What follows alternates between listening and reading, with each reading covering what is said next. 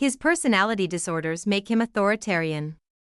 He doesn't care about others, the rule of law, justice, or the difference between right and wrong. He has been convicted on 34 counts and faces additional charges. A bipartisan immigration bill was proposed to address some key issues, but Trump opposed it. He influenced the House to vote against it because he preferred a dysfunctional system. George Conway made strong remarks on live television that appeared to provoke a significant reaction from Trump. Conway exposed him in a critical way. The situation was dramatic and full of awkward and surprising moments. Conway criticized people who continue to excuse Trump's actions and deny reality. He urged them to reflect on whether Trump is the kind of person they'd want their children or grandchildren to emulate. For those unfamiliar with Trump's history, he is known for running a campaign filled with catchphrases, promises, and questionable ideas, such as building a wall between the U.S. and Mexico. Conway argued that Trump lacks strategy or thoughtful planning, acting primarily in self-interest, described Trump as someone with no empathy or conscience, focused solely on himself. According to Conway, Trump values people only if they support and follow him, and he discards those who don't. Trump's business history includes multiple bankruptcies, and his approach to problems is often reactive and loud rather than thoughtful. Conway compared Trump's political decision-making to a chaotic and irrational performance. Conway strongly argued that Trump's behavior shouldn't be normalized. In his view, Trump is emotionally reactive and cannot be treated like a typical public figure.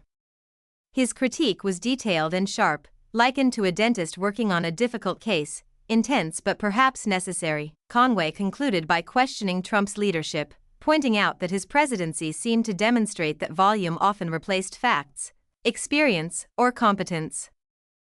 Honestly, it's like he took the phrase "fake it till you make it" and turned it into a national policy.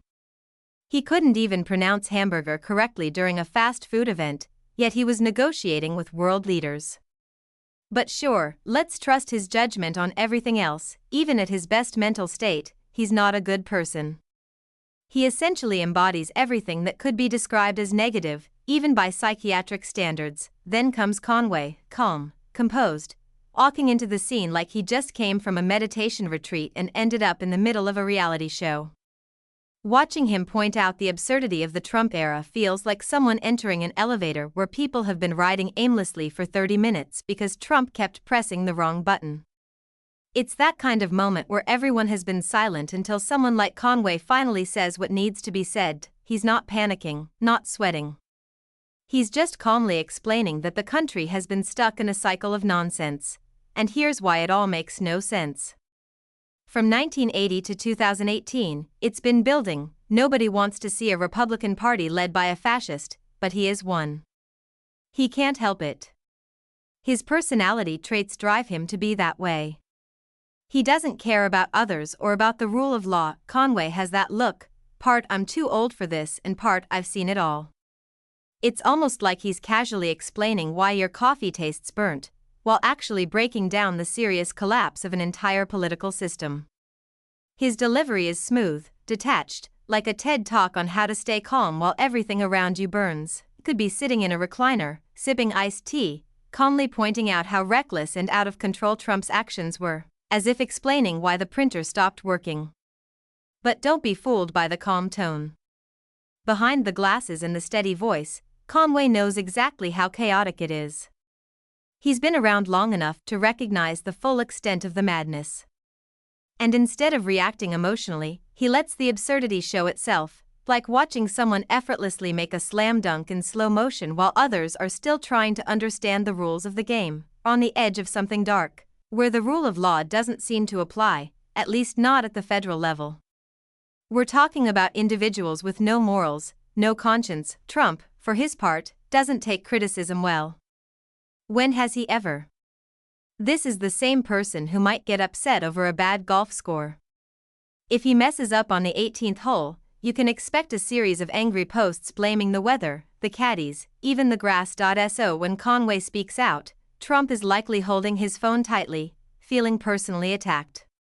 You can imagine him pacing, frustrated, as if someone took away his favorite toy.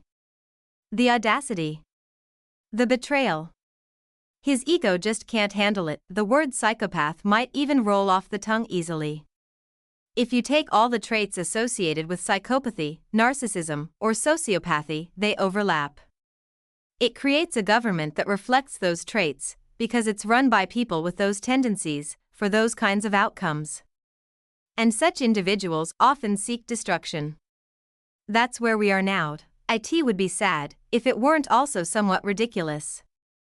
Imagine being an adult who can't handle a little criticism without becoming overwhelmed. Conway is playing chess, while Trump is losing at checkers. To himself, this were a reality show, Trump would be the one voted off first for not following the rules, too busy fixing his hair and looking in the mirror to realize the rest of the group has already moved on to the next challenge, made decisions based on what was most entertaining at the time, like a child in a candy store, except with the responsibilities of global leadership. How could anyone take that seriously? It's like reality TV, but with real-world consequences. A celebrity shows up and claims to be an expert on, well, anything, really. Way down the line, I started getting this uneasy feeling, like, I don't really want to work in this administration. I was watching the whole show unfold, the Russia stuff, the firing of Comey, and the administration just struck me as chaotic, the man once said, and I'm paraphrasing, because who could remember all his so-called brilliant blunders? If we just put our best people on it, everything will work out. Oh, sure. Because when I hear best people, I immediately think of those most likely to start an international incident before lunch. Classic. Put your best people on the job, and what do you get? A national crisis within 48 hours, like asking someone who's never played an instrument to conduct an orchestra. What happens? Chaos, a broken saxophone, and a lot of people asking, why is there a drum solo in the middle of Beethoven's Fifth? The best people were so far out of their depth, they probably thought a cabinet meeting was where you hang coats and drink coffee. Honestly, their leaks made the Titanic look like it was dry docked for the season. You couldn't make this stuff up if you tried. And let's be honest, most of us wish it was just a joke. She has been perceived inconsistently. She's faced criticism. During her early years at the EPA, she didn't necessarily have her best moments, especially during the 2020 primary campaign. And someone quoted in Joan Walsh's piece basically said, well, now she realizes she has to just be who she is. Brat. Yes, brat. And that kind of authenticity, that's remarkable when contrasted with J.D. Vance. There's something authentic there. Like hiring a guy to build your house only to find out halfway through that he thought plumbing meant throwing pipes out the window, and roofing meant piling old newspapers on your living room. He was a walking, talking example of a DIY project gone wrong, on a global scale, and then comes the ultimate twist, George Conway.